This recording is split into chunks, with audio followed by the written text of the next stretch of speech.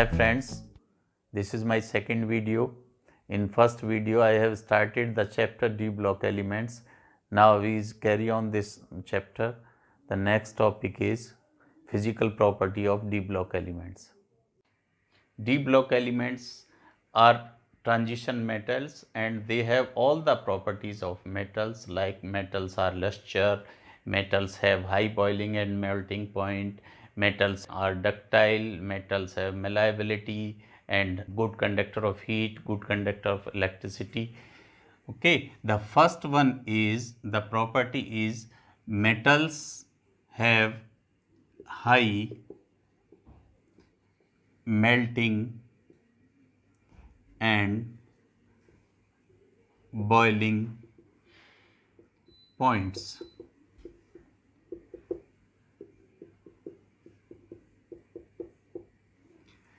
Metals के melting point और boiling point high होते हैं। क्यों होते हैं? इसका रीज़न है, जैसे देखिए ये 3D सीरीज़ है, 4D 5D। 3D series start होती है स्कैंडियम से, scandium, titanium, vanadium, chromium, manganese, iron, cobalt, nickel, copper, zinc. Next series start होती है यट्रियम से, नेक्स्ट स्टार्ट होती है लेंथेनम से। तो अभी इसमें हमें जो पूरा का पूरा लर्न करना है 12th के हिसाब से एंड नीट के हिसाब से, IIT के हिसाब से, कि 3D सीरीज तो पूरा का पूरा हमें एज इट इज़ लर्न होनी चाहिए। 4D कहाँ से स्टार्ट हो रही है, कहाँ फिनिश हो रही है, ये हमको लर्न होना चाहिए। 5D कहाँ से स्टार्ट हो रही है, कहाँ फिनिश हो रही है, ये हमको लर्न होना चाहिए। और कुछ एलिमेंट्स ऐसे हैं जो एक्सेप्शनल केस हैं, वो हमको मालूम होने चाहिए। You need not to learn the whole periodic table और whole transition metals, only you have to learn 3D series as it is and some elements of 4D series and some elements of 5D series. Now next is chromium, molybdenum, tungsten. आपको ये पता होना चाहिए कि chromium exceptional case है। जब chromium exceptional case है तो मोलिब्डेनम भी एक्सेप्शनल केस है। टंगस्टन में भी कुछ प्रॉब्लम है। नेक्स्ट आप आए कॉपर, सिल्वर, गोल्ड। कॉपर का एक्सेप्शनल केस है तो सिल्वर का भी एक्सेप्शनल केस है, गोल्ड का भी एक्सेप्शनल केस है, जिंक, कैडमियम, मरकरी, ये भी जो आपको लर्न होने चाहिए। और एक TC, ये आपको पता होना चाहिए। Among the 3D block elements you must know the 3D series whole and some elements of 4D series and some elements of 5D series, which are exceptional case and other reason. Now chromium we know very well, chromium 4s1 3d5, molybdenum 5s1 4d5 and tungsten 6s2 5d4। It means जो chromium है 3D series का, इसका 1 electron jump करके D में पहुंच गया half field stability के लिए। मोलिब्डेनम का 1 इलेक्ट्रॉन जंप करके D में पहुंच गया स्टेबिलिटी के लिए। बट टंगस्टन के केस में यहाँ 1 इलेक्ट्रॉन ने जंप नहीं किया है। This question is related to the NEET as well as IIT। ये क्रोमियम है एक्सेप्शनल केस 3D का, 4D का मोलिब्डेनम है एक्सेप्शनल केस, बट टंगस्टन के केस में किसी भी सूरत में S का 1 इलेक्ट्रॉन जंप करके D में नहीं जाएगा और ये होगा 6s1 5d4। Now chromium 3D, molybdenum 4D, tungsten 5D. In chromium 1 electron from S jump into D orbital, in molybdenum 1 S electron jump into D orbital, but in tungsten 1 electron does not jump into D orbital. The reason is the energy level of 6s is slightly high than the 5d orbital. Scandium, titanium, vanadium, chromium, manganese, iron, cobalt, nickel, copper, zinc.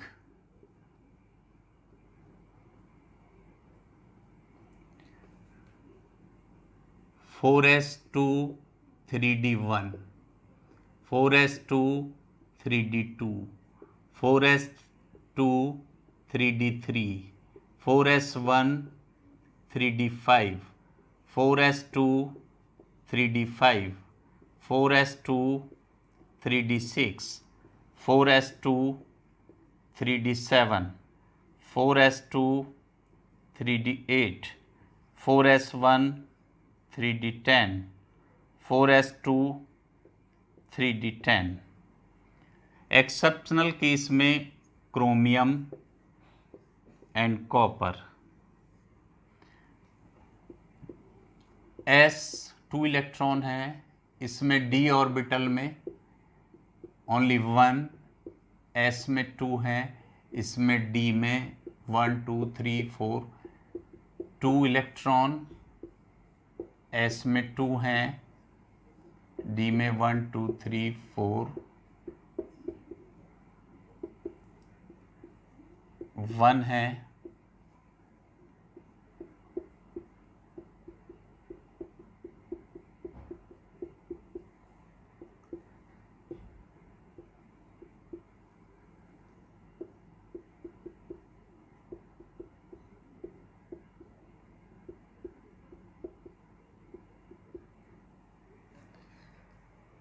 इसी तरीके से आगे भी आ जाएगा।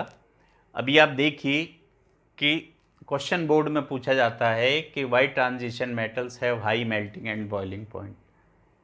Competition में भी पूछा जाता है कि भी हाईएस्ट मेल्टिंग बॉइलिंग पॉइंट किसका है, then you will answer chromium in 3D and molybdenum in 4D and tungsten in 5D। Chromium, molybdenum, tungsten. Chromium का 3D में सबसे ज़्यादा मेल्टिंग एंड बॉइलिंग पॉइंट होगा, मोलिब्डेनम का 4D में सबसे ज़्यादा मेल्टिंग एंड बॉइलिंग पॉइंट होगा, और टंगस्टन का 5D में होगा। इवन पूरे 5D एलिमेंट्स में, this question is also connected to the NEET and IIT, which element has highest melting and boiling point in transition metal, that is tungsten. Tungsten has highest melting and boiling point, approximately 3400 degrees Celsius. Tungsten has highest melting and boiling point among the transition metals. It is approximately 3400 degrees Celsius. Now what is the reason? We have to explain the reason in the board examination. The reason is chromium 1 2 3 4 5 6, unpaired 6, unpaired 1, unpaired 2, unpaired 3, unpaired 6, unpaired 5, then decrease 4 3 2 1. Maximum unpaired electrons किस में होंगे? Chromium में। Maximum unpaired electrons होंगे तो ये inter atomic bond formation में help करेंगे, ये कोवेलेंट बॉन्ड फॉर्मेशन करेंगे। अभी इसमें 1 2 3 4 5 6 अनपेयर्ड इलेक्ट्रॉन्स बॉन्ड फॉर्मेशन में हेल्प करेंगे। इसमें 3 करेंगे, इसमें 5 करेंगे, इसमें 2 करेंगे, इसमें 1 करेंगे। तो सबसे ज़्यादा कोवेलेंट बॉन्ड फॉर्मेशन किस में होगा? क्रोमियम में। कोवेलेंट बॉन्ड फॉर्मेशन होगा, इंटर एटॉमिक बॉन्ड फॉर्मेशन होगा, इसलिए क्रोमियम का melting and boiling point high होगा। आंसर इसका आपको इस तरीके से लिखेंगे, chromium has high melting and boiling point because it has 6 unpaired electron which participate in the bond formation, covalent bond formation as well as interatomic bond formation, so that chromium has highest melting and boiling point। और tungsten का सबसे ज़्यादा इसलिए होगा कि 3D से ज़्यादा होगा 4D का और 4D से ज़्यादा होगा 5D का। तो 5D में सबसे ज़्यादा किसका होगा? 5D में सबसे ज़्यादा टंगस्टन का होगा। तो टंगस्टन पूरे डी ब्लॉक एलिमेंट्स में सबसे highest melting and boiling point ये रखता है। इसका मेल्टिंग पॉइंट 3400 डिग्री सेल्सियस है। इसको भी आपको याद रखना है, इसको अलग से इसको कॉपी करना है।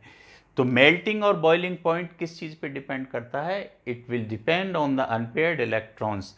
अनपेयर्ड इलेक्ट्रॉन्स जितने ज़्यादा से मैक्सिमम होंगे उतना ही बॉन्ड फॉर्मेशन ज़्यादा होगा, जितना बॉन्ड फॉर्मेशन ज़्यादा होगा उतना ही उसका मेल्टिंग और बॉइलिंग पॉइंट हाई होगा, उतना ही वो टफ होगा, उतना ही उसका atomic inter atomic bond formation उसका ज़्यादा होंगे, ज़्यादा बॉन्ड बनाएगा, ज़्यादा टफ होगा, उसकी हाई एंथैल्पी ऑफ एटोमाइजेशन होगा। मींस उसको ब्रेक करने के लिए बहुत सारी एनर्जी चाहिएगी। Then high enthalpy of atomization सबसे ज़्यादा किसकी होगी? क्रोमियम की होगी, 4D में मोलिब्डेनम की होगी, देन टंगस्टन की होगी। अभी एक क्वेश्चन और कंपटीशन से रिलेटेड है कि ऐसा जनरल कॉन्फ़िगरेशन है n-1 into D 1 to 10 ns 1 to 2। वो कौन सा एलिमेंट है जो इस कॉन्फ़िगरेशन को फुलफिल नहीं करता है? दैट इज पीडी, पैलेडियम, और इसका एटॉमिक नंबर है 46। ये भी आपको याद रखना है। अकेला एक्सेप्शनल केस है कि जो डी ब्लॉक को फॉलो नहीं करता है, और इसका कॉन्फ़िगरेशन जो आता है एस में, इसमें एस में, एस ब्लॉक में इसका 0 आता है, 0। एस ब्लॉक में इसमें कोई भी इलेक्ट्रॉन पीडी में नहीं होता है। तो ये 4D का एलिमेंट है, और ये एलिमेंट पीडी किसी भी कंडीशन में ट्रांजिशन मेटल के इलेक्ट्रॉनिक कॉन्फ़िगरेशन को फुलफिल नहीं करता है। पीडी आपको याद रखना है, पीडी वो एलिमेंट है, 4D का एलिमेंट है, 46 इसका एटॉमिक नंबर है। ये n-1 इंटू डी वाले उसको इलेक्ट्रॉनिक कॉन्फ़िगरेशन को फुलफिल नहीं करता है। एक आपको टंगस्टन याद रखना है कि इसका 1 इलेक्ट्रॉन जंप करके डी में नहीं जाता है, जैसा कि क्रोमियम मोलिब्डेनम में है, टंगस्टन में ऐसा नहीं होता है। एक आपको ये बात याद रखनी है, ये भी कंपटीशन का है, कि टंगस्टन का मेल्टिंग पॉइंट कितना होता है? 3400 डिग्री सेल्सियस होता है, जो सबसे ज़्यादा होता है। एक इसी के साथ साथ मैं एक चीज़ और बता रहा हूँ कि मरकरी, जिसका मेल्टिंग पॉइंट -38 डिग्री सेल्सियस होता है, एक ये आपको लर्न रखना है कंपटीशन के हिसाब से। एक आपको ये lowest melting point transition metal में किसका होता है, एंड हाईएस्ट किसका होता है? लोएस्ट होता है मरकरी का, हाईएस्ट होता है टंगस्टन का। एक आपको ये लर्न रखना है कि उस एलिमेंट का नाम बताइए जो डी ब्लॉक के कॉन्फ़िगरेशन को फॉलो नहीं करता है, वो पैलेडियम है। इन palladium it does not follow n-1 into d 1 to 10 ns 1 to 2 electron configuration. It does not have any electron in s orbital. It is the exceptional case in d orbital. Palladium is the only element which does not follow the general electronic configuration of transition metals. Zinc, cadmium, mercury, 3D, 4D, 5D, these are soft metal,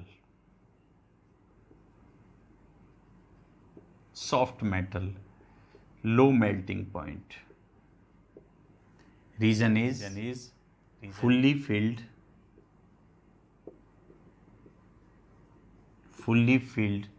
d orbital.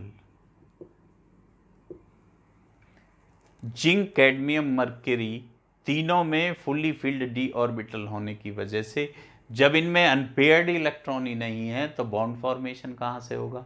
अब bond formation ही नहीं करेंगे, ना तो inter atomic bond formation होगा, ना covalent bond formation होगा, तो ये स्ट्रॉन्ग नहीं होंगे, इसलिए इनका मेल्टिंग एंड बॉइलिंग पॉइंट जो होता है वो कम होता है। वैसे भी zinc, cadmium, mercury are not considered as a D block elements. Zinc, cadmium, mercury are not considered as a D block elements. The reason is their outermost shell are fully filled. As we know, the melting point of 3D से ज़्यादा होगा 4D का, उससे ज़्यादा होगा 5D का। और melting point depend करता है कितने अनपेयर्ड इलेक्ट्रॉन्स उस पर्टिकुलर एलिमेंट में है। तो सबसे ज़्यादा अनपेयर्ड इलेक्ट्रॉन क्रोमियम में, मॉलिब्डेनम में एंड टंगस्टन में। सबसे ज़्यादा अनपेयर्ड इलेक्ट्रॉन होने के बावजूद इनका melting and boiling point high होता है। अगर हम ग्राफ में देखें तो सपोज ये scandium, titanium, vanadium, chromium, then manganese, iron, cobalt, nickel, copper, zinc. कुछ इस तरीके का पैटर्न इसके मेल्टिंग एंड बॉइलिंग पॉइंट में आता है। स्कैंडियम है 1 अनपेयर्ड इलेक्ट्रॉन है, टाइटेनियम है 2 अनपेयर्ड इलेक्ट्रॉन है, वेनेडियम है 3 अनपेयर्ड इलेक्ट्रॉन है, क्रोमियम है 6 अनपेयर्ड इलेक्ट्रॉन है, Mn है 5 अनपेयर्ड इलेक्ट्रॉन है। अब ये क्वेश्चन ये उठता है कि Mn में 5 अनपेयर्ड इलेक्ट्रॉन है, इसमें 4 अनपेयर्ड इलेक्ट्रॉन है, यहाँ 3 अनपेयर्ड इलेक्ट्रॉन है।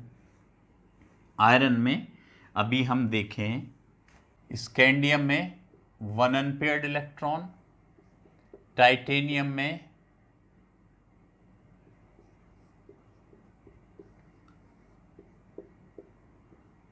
2 अनपेयर्ड इलेक्ट्रॉन, वेनेडियम में 3 अनपेयर्ड इलेक्ट्रॉन, क्रोमियम में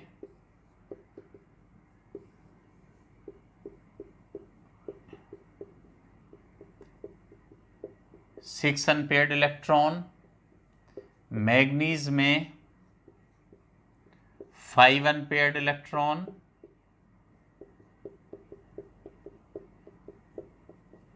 एंड आयरन में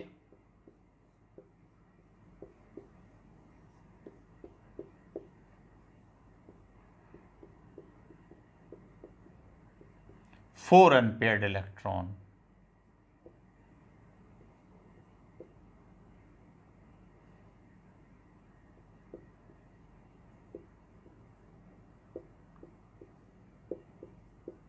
यह नंबर ऑफ अनपेयर्ड इलेक्ट्रॉन्स हैं। जैसे जैसे नंबर ऑफ अनपेयर्ड इलेक्ट्रॉन बढ़ते चले जाएंगे, जैसे जैसे नंबर ऑफ अनपेयर्ड इलेक्ट्रॉन बढ़ते चले जाएंगे, इनका बॉन्ड फॉर्मेशन बढ़ता चला जाएगा, covalent bond formation, interatomic bond formation, यहाँ तक जाके तो बढ़ रहा है। ये ग्राफ में आप देख रहे हैं स्कैंडियम से ज़्यादा टाइटेनियम, टाइटेनियम से ज़्यादा वेनेडियम, वेनेडियम से ज़्यादा chromium, 1 electron, 2 electron, 3 electron, 6 electron. Chromium तक 6 अनपेयर्ड इलेक्ट्रॉन है, क्रोमियम से आगे देन 5, देन 4। यहाँ 5 अनपेयर्ड इलेक्ट्रॉन हैं, यहाँ 4 अनपेयर्ड इलेक्ट्रॉन है, लेकिन 5 वाले का मेल्टिंग पॉइंट कम क्यों है? This question is also connected to different competitive examination as well as 12th board examination. Manganese में 5 अनपेयर्ड इलेक्ट्रॉन है और आयरन में 4 अनपेयर्ड इलेक्ट्रॉन्स हैं। तो इसका मेल्टिंग बॉइलिंग पॉइंट ज़्यादा होना चाहिए, जबकि आयरन का है। क्यों? एक क्वेश्चन, ये तो 3D का क्वेश्चन बनता है, और 4D में मैग्नीज से ऊपर है TC का भी यही केस है। अभी आप देखिए कि मैग्नीज में कितने इलेक्ट्रॉन हैं? 5। मैग्नीज में 5 अनपेयर्ड इलेक्ट्रॉन है, आयरन में कितने हैं? 4 अनपेयर्ड इलेक्ट्रॉन है। तो मैग्नीज के साथ एक केस है कि इसमें जो डी ऑर्बिटल है वो हाफ फिल्ड है। डी ऑर्बिटल आप कहेंगे डी ऑर्बिटल तो इसमें भी हाफ फील्ड है, इसमें डी हाफ फील्ड है, वन एस भी तो हाफ फील्ड है, इसमें नंबर ऑफ इलेक्ट्रॉन्स डी भी हाफ फील्ड हो गया। 5 तो ये बॉन्ड फॉर्मेशन में काम करेंगे, 1 ये बॉन्ड फॉर्मेशन में काम करेगा, तो इसमें तो 6 का 6 इलेक्ट्रॉन बॉन्ड फॉर्मेशन में काम कर रहा है। इसमें जो ये 5 इलेक्ट्रॉन्स हैं ये हाफ फील्ड है, हाफ फील्ड, और हाफ फील्ड होने की वजह से ये मोर स्टेबल है।